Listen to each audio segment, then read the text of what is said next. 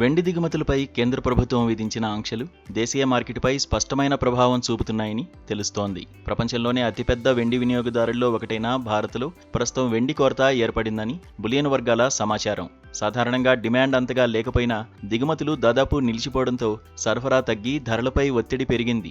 భారత్ తన వెండి అవసరాల్లో 80% పైగా దిగుమతుల ద్వారానే తీర్చుకుంటుంది.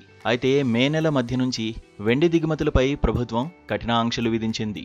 దేశంలో వెండి దిగుమతులపై కేంద్ర ప్రభుత్వం విధించిన కఠిన ఆంక్షల వల్ల మార్కెట్లో సరఫరా తగ్గి తీవ్ర కొరత ఏర్పడింది.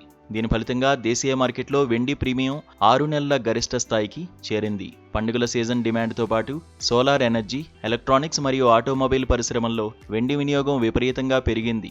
దీనికి తోడు పెట్టుబడిదారులు కూడా వెండి వైపు మొగ్గు చూపడం కొరతను మరింత తీవ్రతరం చేసింది. అనంతరం జూన్లో వెండి గ్రెయిన్, వెండి పొడిని కూడా పరిమిత దిగుమతుల జాబితాలో చేర్చి దిగుమతులకు ముందస్తు ప్రభుత్వ అనుమతి తప్పనిసరి చేసింది. దీంతో దిగుమతులు ఒక్కసారిగా భారీగా తగ్గిపోయాయి.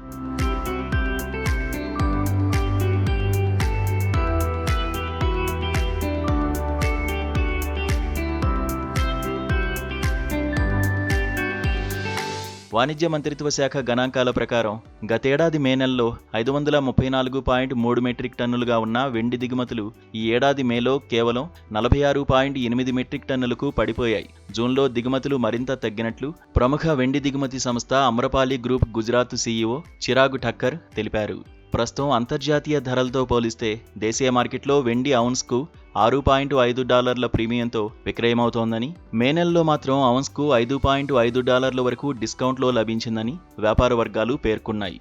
మరోవైపు దేశీయ మార్కెట్లో బంగారం, వెండి ధరలు బుధవారం ఒక్కసారిగా దిగొచ్చాయి. హైదరాబాద్ మార్కెట్లో 10 గ్రాముల 24 క్యారెట్ల బంగారం ధర ఉదయంతో పోలిస్తే $2,000 పైగా తగ్గి 1,46,730 వద్దకు చేరగా, కిలో వెండి ధర క్రితం రోజుతో పోలిస్తే $6,000 మేర తగ్గి 2.28 లక్షల రూపాయలకు పడిపోయింది.